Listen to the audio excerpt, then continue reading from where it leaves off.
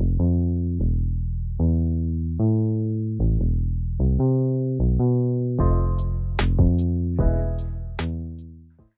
and blessings. You're watching That's What's Up with Qiyamah Muhammad, and we're here with our guest for today, Brother Joshua. That's What's Up is a series that showcases the lives and experiences of those in the albinism community so they can share their experiences and lives with others. And as I said, we're here with our guest for today, Brother Joshua. And how do you say your last name? There we go. I was having a slight audio issue. My last name is Cintron, Cintron. Yes, Brother Cintron. I'm so glad that you accepted my invitation for today. If you'd like to introduce yourself. So my name is Joshua Cintron. My friends call me Josh. Everybody else, I guess, refers to me by Joshua. And some people have other names for me, but we won't go into that. That said, I'm from Brooklyn, New York, born and raised. I've been in IT for the past 15 years. I'm also an aspiring photographer. I have done some podcasting work on and off since 2005. Did some internet radio work since 2005. And I'm currently in a podcast with a very good friend of mine for about 10 years called Freedom Up Close, which is where we're recording more episodes with my friend for God knows how long. Her name is Danielle. So that's been working out really well. 34 years old, born in Brooklyn in 1986. So, yeah. Very nice. Okay, so to get started, how was your childhood like? Well, first, when you were born, how did your family react? My great grandmother, and I'm never gonna forget this. My great grandmother referred to me as her little Easter chicken, her little Easter chick. It's really funny because like she did not want anybody else to hold me. She wanted to hold me. Like it's really funny because my mother brought me home on like the Sunday after Easter, and once she saw me, she's like, "I don't want anybody else holding him. I'm gonna hold him," and that's it. And I was like, "Somebody hold me. I'm hungry." So you're just trying to not worry about nothing. I'm just trying to be held and get food. At this point, I'm just like, I'm new to this world. I don't know who you guys are yet. So, is there any like meaning to Easter chicken, or was that just like your nickname for her? So I got the nickname because of like I when I was younger I had a head of hair, you know, it was blonde, it was pronounced, and unlike now, it was full. So, I mean, that's what it was. It was a very endearing nickname. I took to it. I liked it a lot. Right. So how was your childhood like then? So, my childhood was it had its ups and downs. I'm not gonna lie. I guess I finally came to grips that I was kind of different from everybody else when I was in the first grade. Went to PS 151, about 2 blocks away from me, and my teacher at the time, her name was Miss Williams, and during a parent-teacher conference, where they dole out the report cards and everything and talk about how you're doing, she had noticed that I was slipping in some of my grades, and a lot of it was because I couldn't read what was on the board. And you compound that with the lights and the glare and everything else. It's like I was around that time that I really kind of like a cursory sort of glance as to how different I was. and I kind of had to adapt to that. I got a vision teacher. She helped me cope the best way, the best way she knew. And then, I just stuck with that for a while. I did my typing lessons. I was introduced to, excuse me, I was introduced to like certain visual aids. That little yellow film that you put on the paper to supposedly reduce glare, but does nothing. Mm-hmm. And then, what was it? It wasn't until maybe when I was no, actually, when I was about maybe 8 or 9 years old that I started learning about people like me that were like legally blind and had limited visual, Mm-hmm. acuity, that were totally blind and things like that. And it kind of branched out from there. Um, would you say like before the first grade, did you ever? Well, I know you said that you noticed it in first grade, but were you treated any differently? Just because of your vision or anything else related to albinism, or? I wasn't treated differently because of my vision. In the second grade, I was treated differently because of my albinism. Mm-hmm. Because me living in like a predominantly Latino neighborhood, which I mean, I am Latino, so it's Right. like doy. um, Me living in a predominantly Latino neighborhood, looking the way I look, I'm to them, I'm an outsider. Mm-hmm. And so a lot of my peers didn't know what to do with me. Mm-hmm. You know, there was there was one girl, I'm never gonna forget it. There was one girl. You know how they have like when you go on field trips and they have like the buddy system, so they have you hold somebody else's hand. Yeah, Mm-hmm. this one girl didn't want to hold my hand. She just didn't, and I was just like, "Fine, you're not exactly a looker anyway." I didn't say it in those words, I swear, but like, it's I like, hope you didn't say it in those words. no, I really didn't. And it's like, I just, I'm not gonna lie to you, like it did hurt because Mm-hmm. around 8 or 9 years old, you really don't have any concept of, oh my god, like how horrible is this? You just Mm-hmm. know that you're being rejected by your closest peers that are like the same age as you, which hurts enough, you know. Mm-hmm. Yeah, I can definitely relate to that. Just like for me personally, growing up in a predominantly black neighborhood, just they might think like, oh, you just like this white girl, oh, like who's either adopted or half or whatever, and it's kind of like a Yeah. like a distance, Mm-hmm. say, to I don't know, put a word to it, I guess. Like you're being like you're sort of being like alienated from your own peers, like Yeah, an right, isolation almost. Like, right, 'cause alienated.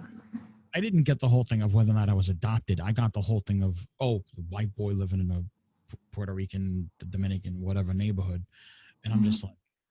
like, wait, what? Yeah. Mm. Yeah, and it kind of complicates things because um a few of my neighbors that were that live very close to me, that were actually very like close to my family, were Irish and Italian. So the accent kind of stuck, and Mhm. it's like, well, you don't sound Puerto Rican. I'm like, what are you talking about? Like, this is me. This is what you get. I Mhm. really hate to break it to you, but this is, this is how I came about. Well, since you mentioned when you lived in a living in a predominantly Latino neighborhood, Mhm. did you how would you say that you were perceived?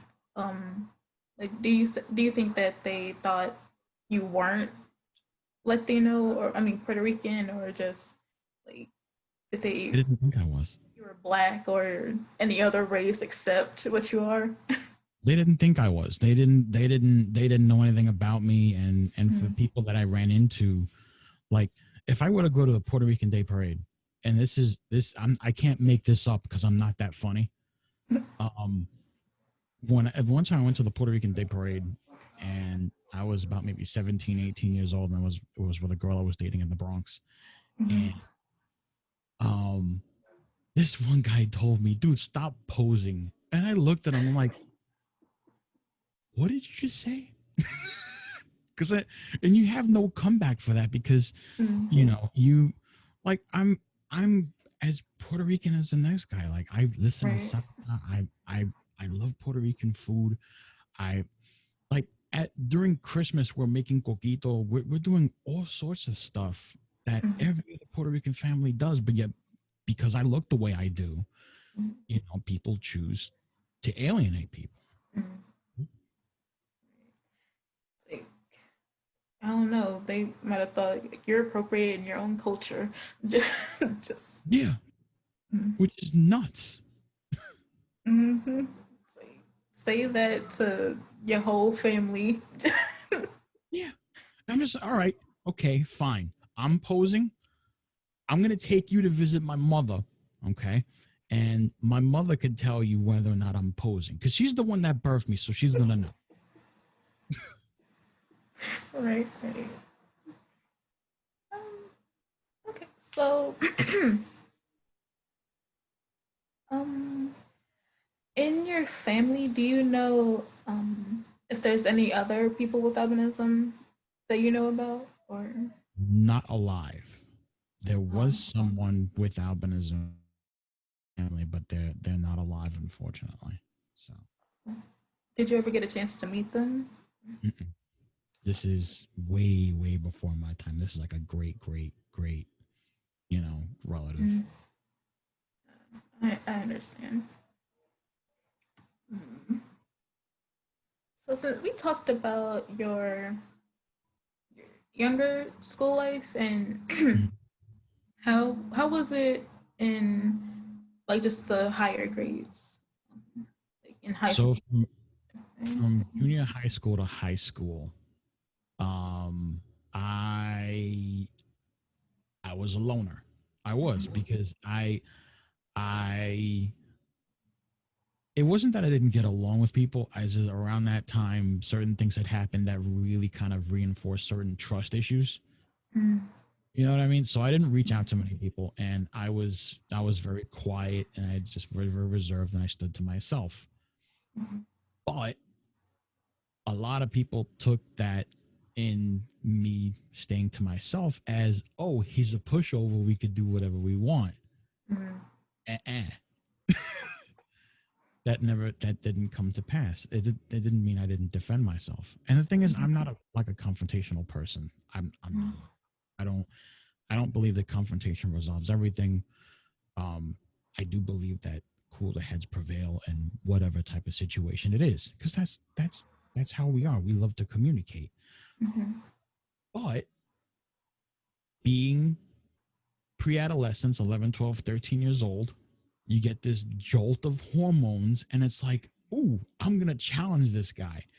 And unfortunately for me, I got into my share of school fights, and you know, it wasn't pretty. I'm not proud to talk about it or nothing like that, but I mean, it is what it is. mhm, Um, I made it through junior high school. Okay. I made some friends in high school, which I mean, at that point, people were a bit more mature. Um, there were still people kind of give me the weird looks and everything. But at that point, like I really could have given a damn. Honestly, I could have, because at that point I had made peace, kind of, mm, the fact that I was legally blind. Now the catch was I hadn't gotten to know a lot of people with albinism around that time, 17, 18 years old. And that was the one thing that I was still kind of lacking, which is why, you know, I still had my self-esteem issues and things like that. when did you like start learning more about just other people with albinism, or like when did you interact more with others? So my first interaction with this one young lady with albinism, um, was when I was 14 years old. Mm-hmm. It was in a program up here called Lighthouse International. And I'm not going to put her name out there because she's going to kill me if I do. But around that time, and she's going to know who she is when I talk about this. So I'm sorry. When I had first met her, she she was all in her own shell, and honestly I think she hated my guts at that time. because I because yeah, I just kept and I said hello and whatever, and she just mean mugged me, and I'm like, who stirred your Cheerios the wrong way, you know? Yeah, because I'm over here trying to make conversation and everything, and I'm an awkward 14-year-old with like forehead with like just made of like potholes and what looked like a popcorn ceiling, and I'm just trying to do my best to make small talk because this is the first person with albinism that I've run into, period. Mm-hmm. You know, outside of one that I got to know as a child, which I really didn't see again after that. But Mm-hmm. here I am, and I'm like, hey, you're just like me. And she's just like, leave me alone. And I'm like, all right, fine. More sandwich for me. Well, still, shout out to that one lady. The funny thing is, her and I have become very good friends. Um, and she's actually helped me a lot with my photography. So, Mm. um, well, since we're on the topic of your photography, mm. um, how did you how did you get interested in taking photos? So I want to say my interest started back in 2009 Mm. ish. Yeah, around 2009. And there was a concern around that time, and it was a very irrational concern, but it was a concern nonetheless that one day when I was older, I was going to lose my vision. Mm. It was a very irrational concern, but it was there and it was in my head. And I was like, well, what happens if this happens? And what happens if that happens? So I started taking pictures of stuff. Mm. Just I had my camera and everything. It was a regular little rinky-dink Minolta camera, and I just, you know, it was a regular digital camera with like a little SD card, and I just started taking pictures of stuff. Mm-hmm. And I started getting a little more artsy, and I started developing my own technique, and then I would kind of look at how other people are photographing things, and I sat there and I would look at these photographs. I'm like, I could do this stuff. Mm. I don't know how, but I could do this. And it took me about maybe, what are we in now? 2020? Mm-hmm. It took me almost 11 years to kind of develop the technique that I have. And technique, I use the word loosely because it's more like an interpretation of what's there. Right. And so the more I got into it, the more I realized I needed a different camera. And so my folks gifted me a camera for like Christmas, and it had like two lenses and, you know, a whole bunch of other stuff. And I got myself a tripod, and I just went around New York City and later on Long Island and the Hudson River Valley and parts of New Jersey, and started taking pictures of stuff and like waterfalls and like landscapes and stuff like that. So you still use your technique like to this day? Yeah, I still use my technique to this day because it is it's not I can't call it a technique. I can't, because it's like it's more like my technique is, well, that looks good, let's see what I can do. Mm-hmm. Literally, it's what it is. But apparently it works out because I'm able to display my work, and people like will look at my stuff, and I'll just get these comments like, Josh, like, this is beautiful. And like, and the thing is, like, I'm not selling myself short when I say this, but it's just it's me being humble when I hear someone or I see someone like writing like a DM or something like that. Josh, your work is beautiful, and then da da da da da. I can hang this around my house, and this, that, and the other thing. I'm floored. I am just humbled and just in awe of like all of the positive feedback, and I'm just like, you guys are amazing. You know, Hey, that just means your technique is working. it really must be a technique then. Like it is what it is. Yeah, it's working so far. Um, so, out of all the pictures and photos you've taken, what would you say would be your favorite? Or do you have a favorite? Yeah, it's very hard to actually answer that question because when you're when you're sort of looking at your work, you're always going to be your worst critic, and a lot of the artists and a lot of the other photographers that are watching this right now probably just cringed because they just had that same realization. I am of no exception. I'm not, because I'll look at my stuff and anybody else will walk by. I'm like, that's beautiful. I'm like, and then here's me. Oh, I got it at the wrong angle and the lighting ain't right and this and that. But there's one photo that I took, and I took it in San Diego, California. It was of a fountain. Um, and I caught it in just the perfect light and just the perfect angle. And it was the sprays of the fountain going up into the air, and I caught it at just the right time. And if that's not my favorite photo, it definitely is up there with one of my favorites. When you sent those pictures you took, and I looked through them, I was like, these are amazing. And See what I mean? It means a lot. It really does. I'm not really the photographer of my family. Mm-hmm. Just for me, I couldn't see if there was a wrong angle or just wrong anything. um, It means a lot. Thank you. um, these two pictures. One was I don't think it was a beach, but it was like the ocean. And it was like the waves. They were just like they were really just waving. I guess I can't really That, describe it, but that actually was the beach, believe it or not. oh, If it was more of my recent work, it was the South Shore of Long Island in the town of Long Beach during the summer.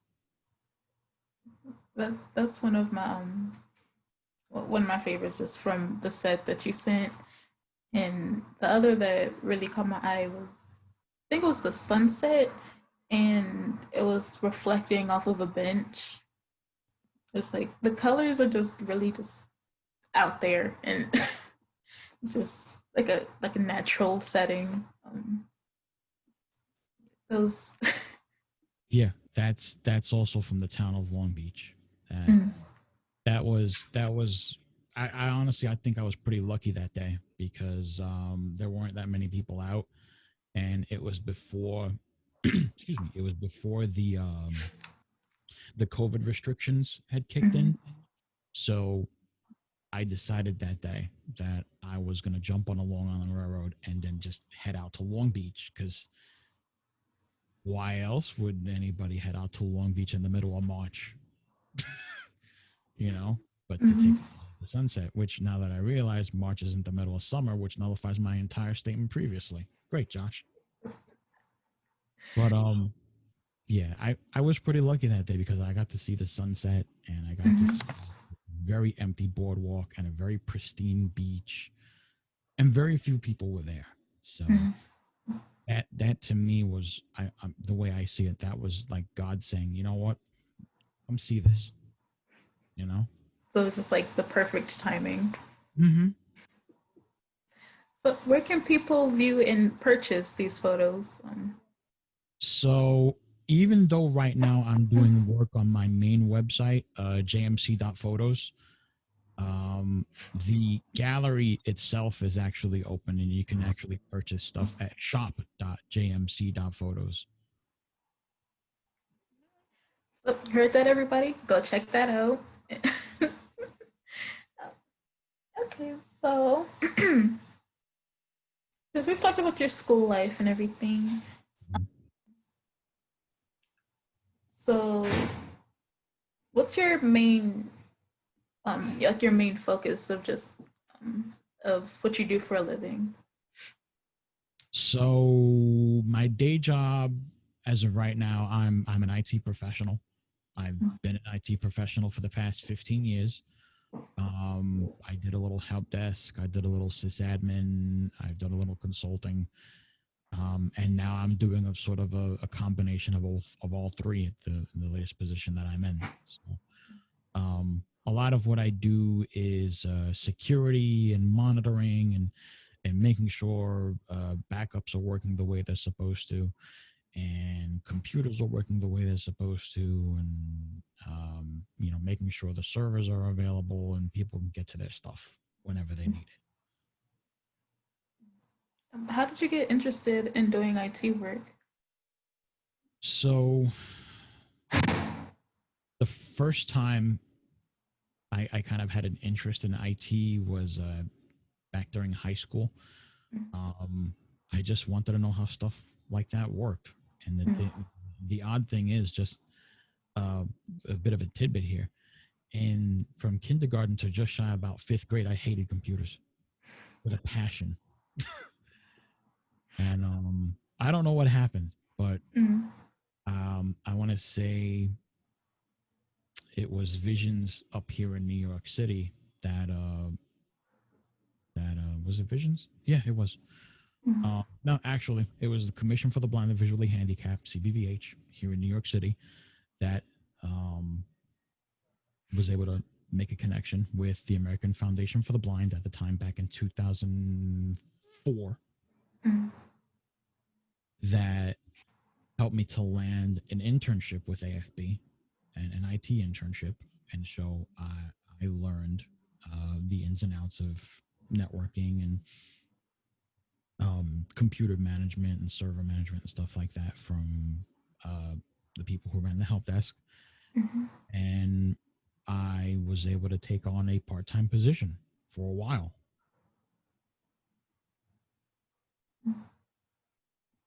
So it's like just something you just was you like you hated it with like a passion or just like a simple dislike? It was back in kindergarten. I really didn't like from kindergarten to fifth grade. I really didn't like what was there in the first place because a lot of the technology was kind of old and antiquated. But Mm. I don't know what happened. As soon as we started getting those new Power Macs in the classroom, it was just like, well, look, the screen's not blue and some other shade of blue anymore. And I Like, don't have to strain my eyes, and I can actually read the print. right, so that was the problem. Yeah, because before it was like I'd have to like get up from my chair, and then my nose would practically be pressed up against the monitor as I'm trying to. Because on the old Commodore computers, they didn't have a way to increase font. There was just no way, and it was just you looked, and it's just like I don't even know what I wrote.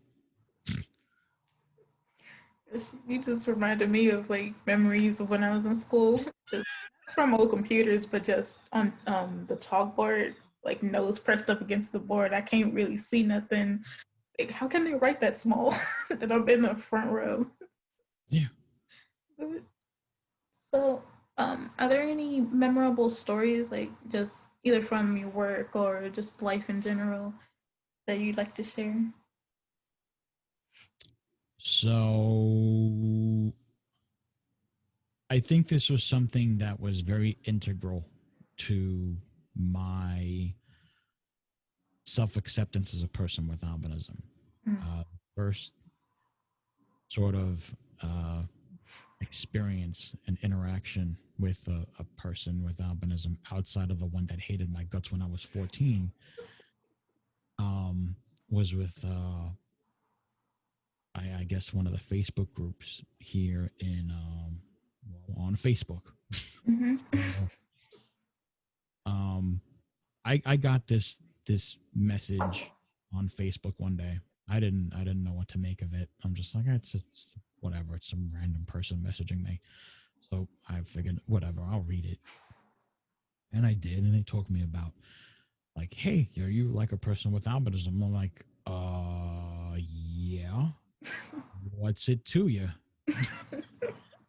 And like, well, I have albinism too. And I'm like, okay, tell me more. Mm-hmm. It's like we're You getting know, somewhere. let's talk. What's going on here? Mm-hmm. So we got to talking one day, and she connected me with a whole bunch of other people with albinism. Mm-hmm. Um, and there was this whole big this huge community of people with albinism that I really didn't know why they even existed. And that was kind of what started me on this sort of self-acceptance sort of journey that went on from like age 25 till about was when I was 31. It wasn't until age 31 that I really began to sort of accept myself as who I am. And then, and I credit that moment because had it not would have been for that one, me reading that message, I mean, you and I wouldn't be talking, and I wouldn't have gotten to know how many other people and made so many friends, and you know, Mm-hmm. that's just how a cookie crumbles. I know that there's a lot of groups for people with albinism. um, have you ever interacted with Noah? Um, I have never interacted with Noah.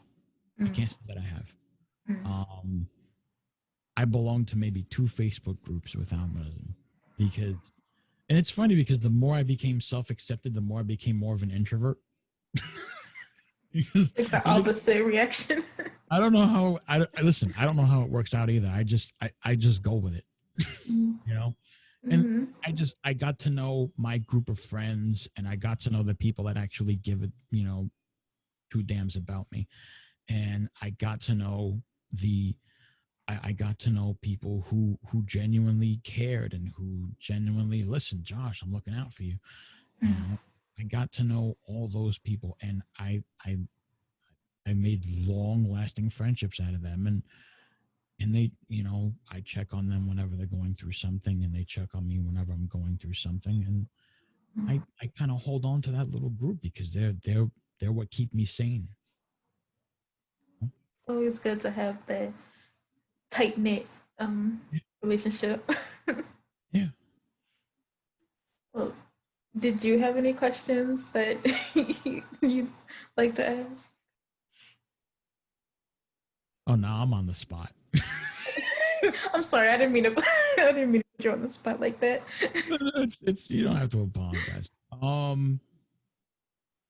I guess my main question is, what was the main thing that, and I know this is like a gimme type of question, but I'm gonna go for it anyway. What was the main thing that kind of inspired you to start this campaign? Like I've seen other episodes pop up, Mhm. and I really enjoy watching them. So I think you're doing a really great job. But what was the one thing that sort of propelled you to do this? Well, first of all, thank you for watching the other ones. And everybody out there, if you haven't looked at those, go check it out. It's on YouTube, Confident Albino Brothers and Sisters. But um, I guess my main mm, it was just something new that I wanted to try. Mhm. On the other campaigns of why yes I'm albino, um, which I still need to I need to pick that back up. But this was just I guess this is more like in a more intimate type deal, so you can get more in person, personal, um, and just share the experiences, and others can others can watch them and just say like, oh hey, I do this too, and maybe they've been really like feeling down about themselves, and they'd be like, oh hey, like take you for example, like they'd be like, oh I'm more like I'm in the computers and everything, but I don't know if I can do anything with it because either like low vision or just something else.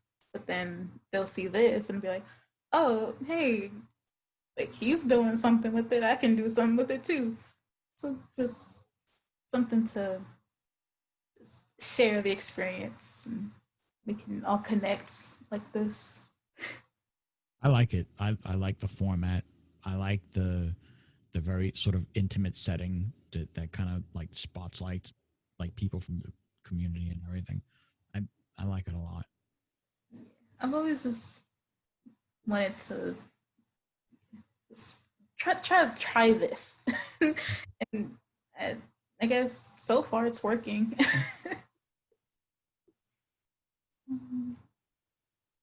Oh, right. One thing I wanted to ask, that one time we met, um, what,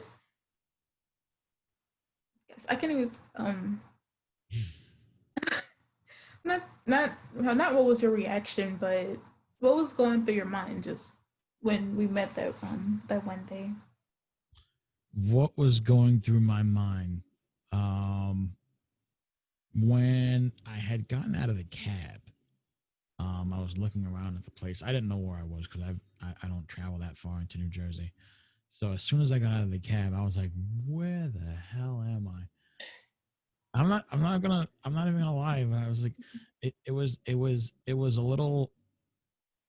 I'm like my anxiety was kind of acting up because I'm just like, okay, I don't know where I am.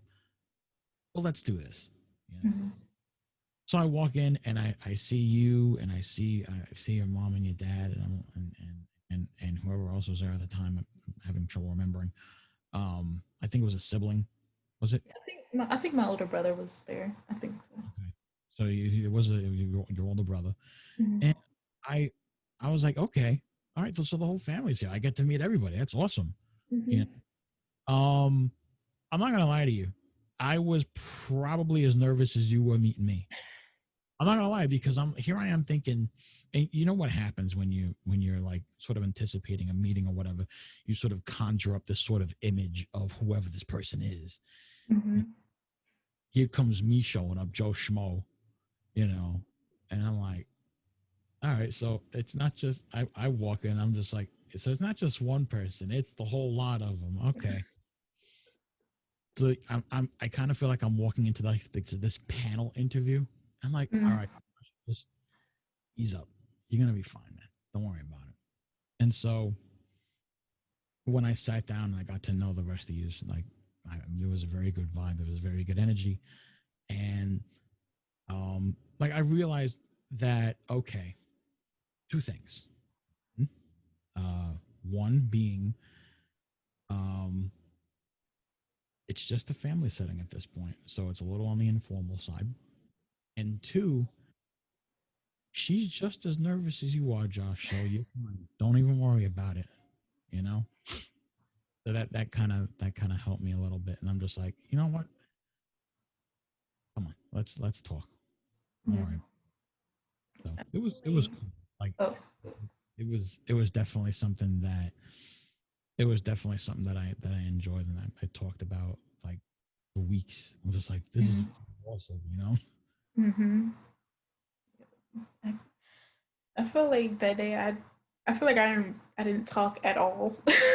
Just like I was just there like, okay, like You to be for us, and I'm just here like, hate to put you on the spot.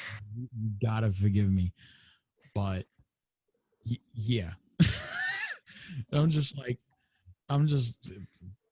Was it something I said? Do I got like a vegetable hanging between my teeth? no, it was not you at all. It was just me. I'm very awkward and shy and just Oh, you should have gotten to know me when I was 14. You think you're awkward? I got witnesses. like yeah, we can connect on that. Like I was still awkward at 14 as well. But yeah, that was a really nice experience. I'm glad I got to connect with you and just start um, start getting to know you as well. Yeah. Glad that we're able to talk today. Um, and see, I'm not awkward this time. Oh, at least I hope I'm not. Fine. Don't overthink it. What? Oh, right. One last thing about your photography. I know you said that you started it because you had a fear of for your vision, like when you got older. Do you think that your vision ever is a hindrance for your photography, or like when you first started out, or? Um, no, actually, it kind of helped bring about a new sort of perspective to things, and it kind of um, there was a kind of an encouragement for me to do it at one of the jobs that I had at a television station. Mhm. A part of one of my jobs was being a cameraman, and the running gag was that the legally blind kid got better shots and of got better video than anybody else there. And I'm like, okay, I'll take it. It's kind of like tongue in cheek, but I'll take it. Mhm. you know. And that was the running gag. I was so like every time that there was like a field sort of thing or whatever, where whenever they needed a camera, I went. I was like, I went. I was like a, when you're like a kid and your folks are about to go on a road trip, and then like come along, and you're like, duh, yeah, that was me. We need a camera for somewhere in Elmhurst. Done. I'm going. Like you was just right there on the job. Yeah. You didn't have to ask.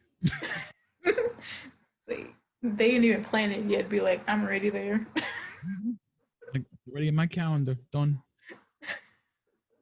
And it's really funny because um I kind of tend to push my limits now when it comes to certain things. A lot of the places that I shoot, you can't really get to on public transportation, like up in the Hudson River Valley and parts of Long Island. So um, years ago, I went ahead and I got my bioptic lens and I got my driver's license from the state of New York, and I'm able to drive to these places. I'm able to go up in the mountains and stuff like that. And there's this, you really just, you kind of have to take it in.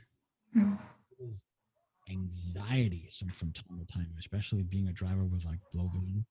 But Mhm. you have to take it in and just realize that you're witnessing what God has created, and he's showing you all this. So you really kind of have to just keep your eyes open and not take any of this for granted, because who knows, tomorrow they might not be around.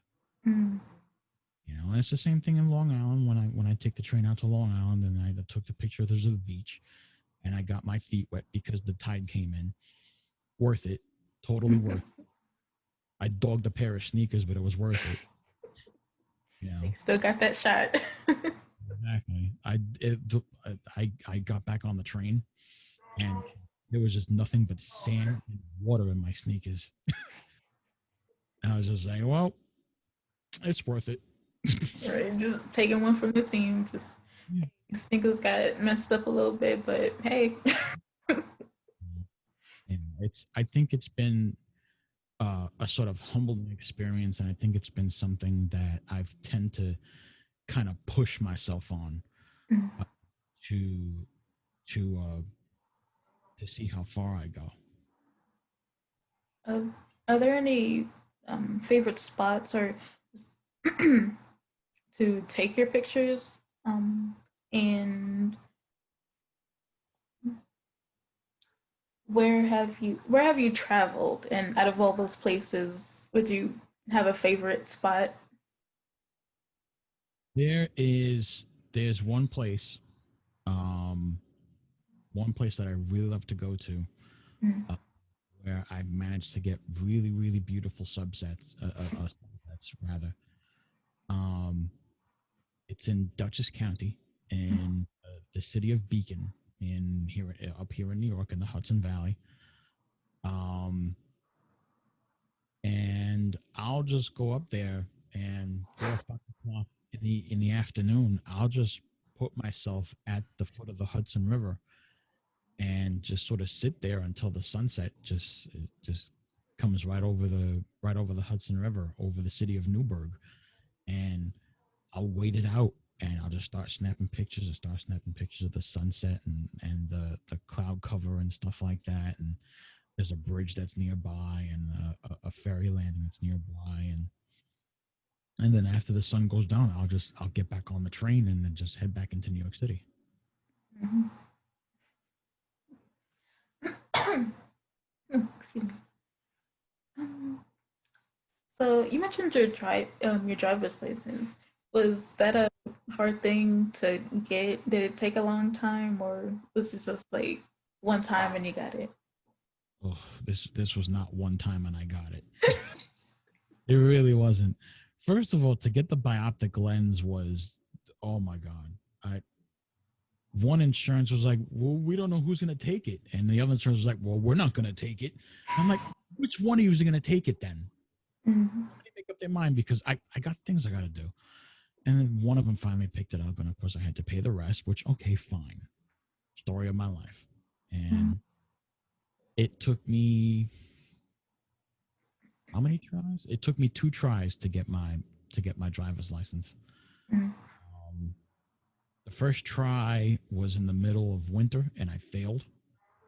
And I was bummed because it was the first time I took the stupid test, and it was in the middle of winter, and so the sun was kind of glaring off ice in a weird way. So of course I was going to fail it. And then the next was in the middle of spring in a less dense area, and it was in the afternoon, so the sun was already up there, and my eyes could adjust, and I passed, and I'm never going to forget it. My driving instructor told me that when the person at the DMV, whatever the hell the title is, when the person at the DMV told me that I had passed my test, I cried. Oh. I was so just emotionally overwhelmed because I'm over here trying to do this and that and the other thing, Mm-hmm.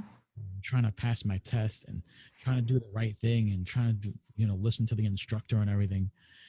He tells me that the one thing he really liked that I did was that on a right turn, I stopped after the turn was executed because I saw a school bus 20 feet from me on the opposite side of the street turn its red lights on. And had I would have went past it, I would have failed. Mm-hmm. And he goes, if it weren't for that reaction, you would have failed your test and you would have done everything else right. So, yeah. Just well, that was like the closest call that could have happened. Like, Mm-hmm. That's the closest call that's happened. And it's kind of scary because you as a driver, your responsibility isn't just to yourself, not just to your passengers, but it's to the other people on the road as well. Because let's just face it, like some people just really shouldn't have a license. honestly, it's like I can just imagine it down in New York, but You know what I mean? it's like I know how it is here in DC. Just like the cab drivers here, like the yellow cab drivers, they'll dart across 6 lanes of traffic without even turning on their turn signal, and I just have to be like, what are you doing? What are you doing? And like my mother will just sit with me as I'm driving. Like she always sits shotgun, always sits in the front with me, and she'll just laugh because I'm not proud of this, but I'm the stereotypical New Yorker. I am. I've always been. And I'll just see something stupid. I'm just like, what's the matter with you? And just move along and just have a good day. but in the same instance, it's like I didn't think I could do this a few years ago. So as much as I kvetch about people not knowing how to drive, and as much as I kvetch about the responsibilities of having to take on other responsibilities of people who don't know how to drive, I don't take it for granted. Mm-hmm. I gotta like take that in mind because I don't know. I kind of want to drive, but then I'm also not sure. Just should I or I don't know. I'm just it's odd. um, would you say did you have any hardships like in the early times of when you were driving or just in general? I want to say hardships when it came to, well, there was a couple.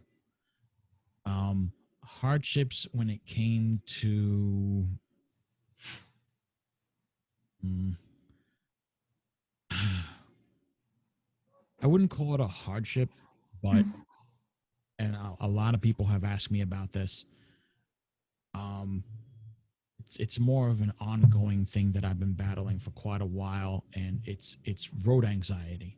That's the thing, and it really gets to me on certain highways. And my friends have kind of called me on it, where I need total silence to be able to like process everything. Mm-hmm. And like I'm just like, you guys, you gotta quiet it down because I'm trying to keep us alive. you know so it's something that I'm working on. It's actually something that I'm um, kind of writing about on a blog that I have, that's actually fallen kind of dormant, thank you to COVID-19. um, but it's a blog called Nine to Freedom, to where I talk about my journey of like bioptic driving and how I came to do it, and the steps that I had to get to where I am. We'll definitely put that out in the bio. So, like, if anybody else who's having like problems or anything, like, then go check it out.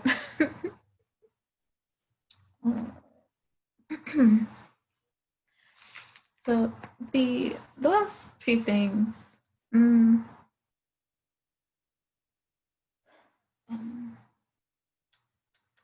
are there any words that you like to say, like either for the younger people who with albinism or just well just in general, any words of encouragement or anything that you'd like to say?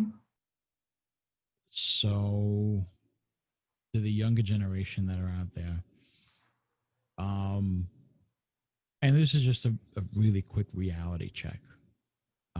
There are going to be people who aren't going to understand why you're born the way you are, why your eyes tend to go back and forth, why your skin tone is way, way lighter than the rest of your peers.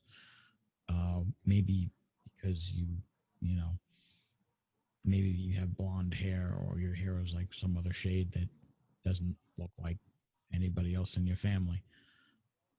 Um, you're going to run into other people one day that are going to have those same struggles. And no matter how many people you run into, you don't start accepting yourself for who you are, if you don't, you know, uh, if you don't start giving yourself a little slack, unlike some of the other people around you, um, you're going to wind up in situations that you really don't want to be in. Because let's just face it, I mean, growing up the way we've grown up, we've been through stuff, and the sooner you begin to accept who you are, which that in and of itself is easier said than done, the sooner you'll be able to appreciate um, other people around you that have the same condition, or maybe they don't have the same condition. Maybe it's something totally different. it speaks to the empathy that a lot of people have in the albinism community. One thing, I don't know why I didn't ask this earlier, but so for languages, you so of course you speak English.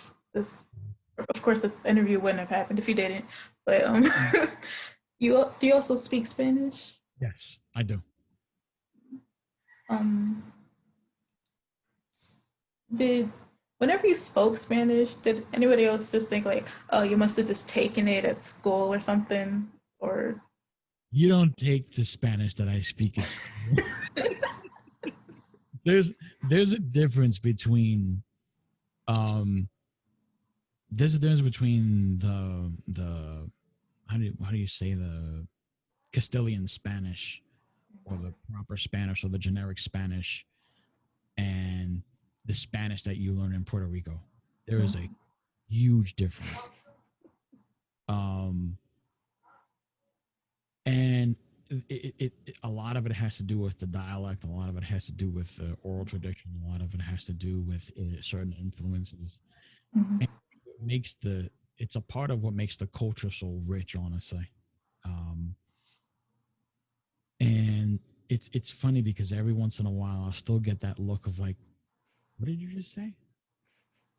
And I'm like, yeah, I spoke that language. I kind of learned it when I was like 3. It's like so the type of Spanish you know, like you gotta know that just like Mhm. you're around it all the time. It's like Yeah. you gotta And it's born not to into it.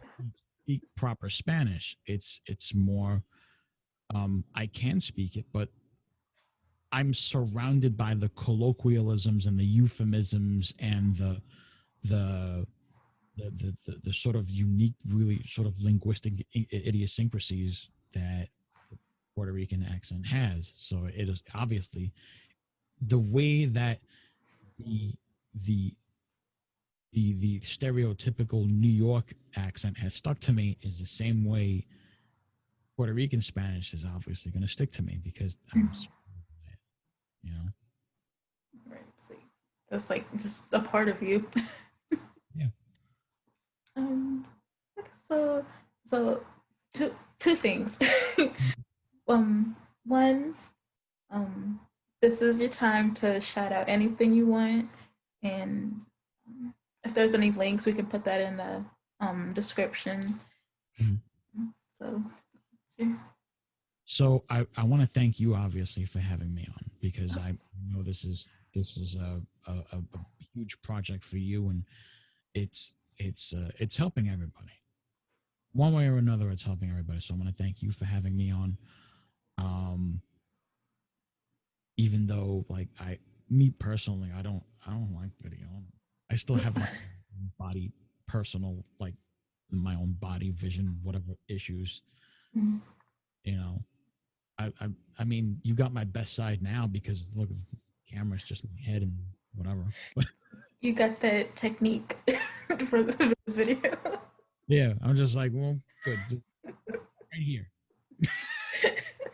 Um, so thank you for having me on. You know, obviously, I'm gonna thank your parents as well for raising an amazing daughter.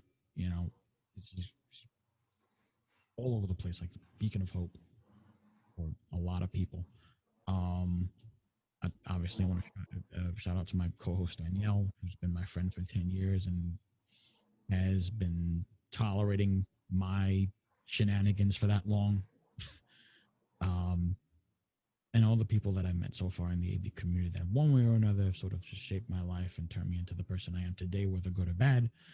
Um, and my parents, um, Ruth and im.Cintron, who brought me into this world.